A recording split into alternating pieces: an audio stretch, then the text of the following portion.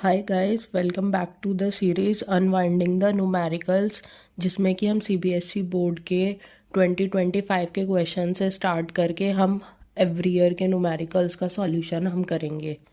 So next question is tarnish silver contain Ag2S. Can this tarnish be removed by placing tarnished silverware in an aluminium pan? Basically ये तुमसे इस question में क्या पूछना चाह रहा है कि क्या Ag2S की रिएक्शन हम एल्यूमिनियम से करवाना पॉसिबल है।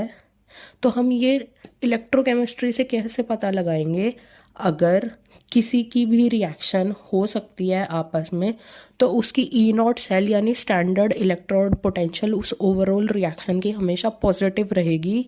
अगर ये रिएक्शन नहीं हो सकती तो ओवरऑल रिएक्शन जो ई नॉट सेल है वो हमेशा नेगेटिव रहेगी। तो बेसिकली हमें बस ये फाइंड आउट करना है इस रिएक्शन में कौन एज अ कैथोड बिहेव कर रहा है, कौन एज अ एनोड बिहेव कर रहा है, एंड देन हमें ई नॉट की वैल्यू निकालनी है। अगर वो पॉजिटिव है तो रिएक्शन होगी यानी टार्निश रिमूव हो जाएगा। अगर ई नॉट सेल की वैल्यू नेगेटिव है तो टार्निश रिमूव नहीं होगी यानी रिएक्शन नहीं होगी। तो अब हम ये कैसे पता लगाएंगे ई नॉट वैल्यू से, क्योंकि हमें जो रिएक्शन है उसमें दोनों में ही हमें रिडक्शन गिवन है। तो हम रिएक्शन से कुछ पता नहीं लगा पा रहे, तो हम ई नॉट वैल्यू से पता लगाएंगे। ई नॉट वैल्यू से कैसे पता लगाएंगे?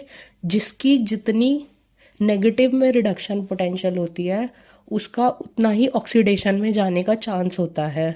सो इस वाली रिएक्शन की ई नॉट वैल्यू ज़्यादा नेगेटिव है, इसकी कम नेगेटिव है, तो ये ऑक्सीडेशन में जाएगी, ये रिडक्शन में जाएगी।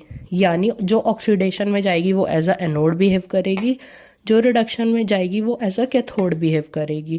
तो हम अपना सिंपल ई नॉट सेल का फॉर्मूला लगाएंगे, ई कैथोड माइनस ई एनोड, देन हम वैल्यूज़ को प्लेस कर देंगे।